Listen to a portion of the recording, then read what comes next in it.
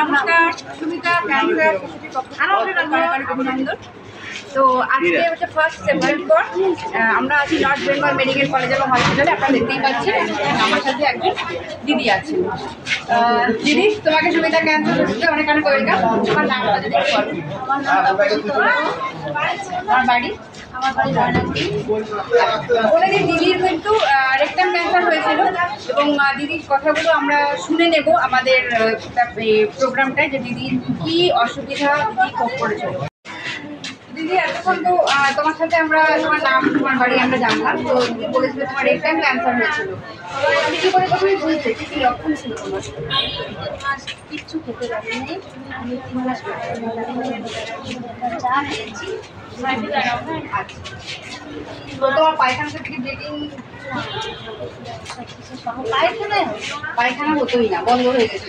খেতে পারিনি আমি, জাস্ট খেয়েছি ফলের জুস, 3 মাস তুমি এগুলোই খেয়েছি। তারপর এখান থেকে আমি গেলাম হায়দ্রাবাদ। এখানে গিয়ে কিচ্ছু হয়নি। হায়দ্রাবাদে ফ্লাইটে গেছি, সবাই টাকা দিয়েছে আমাকে, বাড়ি দিয়ে যত পাশে আমাকে হেল্প করছে, পাড়া প্রতিবেশী আত্মীয় স্বজন সকলে আমাকে হেল্প করছে। দিয়ে টাকা নিয়ে আমরা গেলাম হায়দ্রাবাদ, ফ্লাইটে গেছি। ওখানে 7টায় আমাকে ঢুকাচ্ছে সে ডাক্তারের, ওখানে বের করছে, সব কমপ্লিট করছে। ওখান থেকে রিপোর্ট, ওখানে আমরা অপারেশন করতে পারি না, টাকা পয়সা নেই, 4 লাখ টাকা। এখানে এসে আমার ভাই ভাইয়ের বলে মাথা রেখে আসে, আমার হাত পা খালি আমার হাড় পয়সা। তো তোমার ওই হায়দ্রাবাদ থেকে তারপরে তুমি শিলিগুড়ি চলে এসেছো। তো তারপরে তোমার এখানে ধরা পড়লো যে না, ওখানে ধরা পড়েছিল, তারপরে ট্রিটমেন্ট তুমি এখানে করেছো। আচ্ছা, তো তুমি তারপরে যখন তোমার ট্রিটমেন্ট চালু হয়ে গেল, তো তুমি সব এখানেই করলে তো নর্থ বেঙ্গল মেডিকেল? না, আসছি আমি 12টা থেকে, এখানে আমাকে মেডিকেলে ঢুকাইছে, রাত 12টায় আমাকে অফিসে উঠাইছে। এখানকার ডাক্তার অফিসে উঠাই 5টায় আমাকে বের করছে।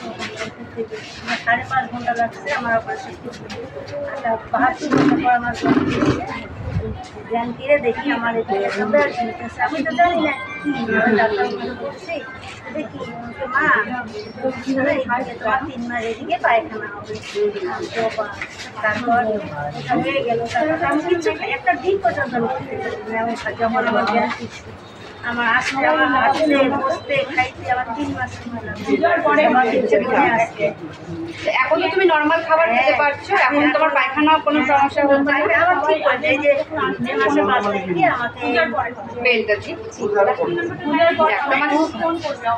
খুব ভালো। আমার মানে অ্যাকচুয়ালি দর্শকদেরকে এটাই বলার উদ্দেশ্য যে তোমাদেরকে বিভিন্ন জনের মুখ আমি প্রত্যেক মাসে তুলে ধরার চেষ্টা করি এই কারণেই যে মানুষ যেন ভয় না পায়। অ্যাকচুয়ালি ক্যান্সার হলে মানুষ ভয় পেয়ে যায়, বিশেষ ভয় ওটাই তো। রোগ শরীর থাকলে রোগ হবে, হ্যাঁ, বাঁচতে হবে একদম। তো আমাকে মরে যাবে, আমি কিছু কেন মরবো? আমি মরবো না, আমার লাইনে আমি যদি মরে যাই, আমার 2 ছোট ছোট মেয়ে আছে না। আচ্ছা আচ্ছা, তো আজকে আমাদের এখান থেকে তোমাদের হাতে কিছু খাবার তুলে দেওয়া হচ্ছে এবং তোমরা সেই খাবারগুলো খাও। আর তুমি তো ভালোই হয়ে গেছো, তোমাকে দেখে তো একদম ভালো দেখতে পাচ্ছি আমি। না, একদম একদম এটাই হচ্ছে আমরা তুলে ধরি সবার কাছে, সবাই তো ভয় পায়। তো তোমাদের মতন মানুষ যখন নিজের মুখে বলে তাদের অভিজ্ঞতার কথাগুলো, এতে কি হয়, আর 4-5টা যে মানুষ থাকে তারা একটা মনে সাহস পায় একদম। এবং যদি কারোর ক্যান্সারটা হয়েও যায়, আমরা তো ক্যান্সার কারোর আটকাতে পারবো না, যদি হয়েও যায় তাহলে সেখানে তারা কিন্তু একটা মনোবলটা ওদের বেড়ে যায় যে হ্যাঁ, এটা হলে কিন্তু মানুষের কোনো অসুবিধা হয় না, মানুষ সুস্থ হয়ে যায়। মানুষ কেমো দিয়ে খেতে পারে না, আমি কেমো দিয়ে দিনের বেলা এখান থেকে কেমো দিয়ে রাত্রে গিয়ে রান্না করছি। তাহলে আমাদের অ্যাকচুয়ালি সুমিতা ক্যান্সার সোসাইটি দীর্ঘ বছর ধরে কিন্তু একই কথা আমরা বলে আসছি যে ক্যান্সার কিন্তু কোনো ভয়ের কারণ নেই। ক্যান্সার হলে মানুষ মারা যান না, তার জ্বলন্ত দৃষ্টান্ত আমরা বিভিন্ন সময় বিভিন্ন জনকে আমরা নিয়ে এসেছি আপনাদের সামনে।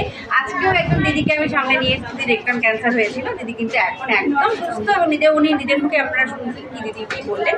তো দর্শক বন্ধুরা, আপনারা যদি এরকম আপনাদের কোনো সমস্যা হতেই পারে, শরীর থাকলে অনেক কিছু অসুবিধা হতে পারে, তো আমাদের এটাই বলার উদ্দেশ্য যে যদি কোনো শরীরে অবাঞ্ছিত কিছু দেখতে পান, কিছু অস্বাভাবিক কিছু দেখতে পান, আপনারা অবিলম্বে ডক্টরের সাথে যোগাযোগ করুন।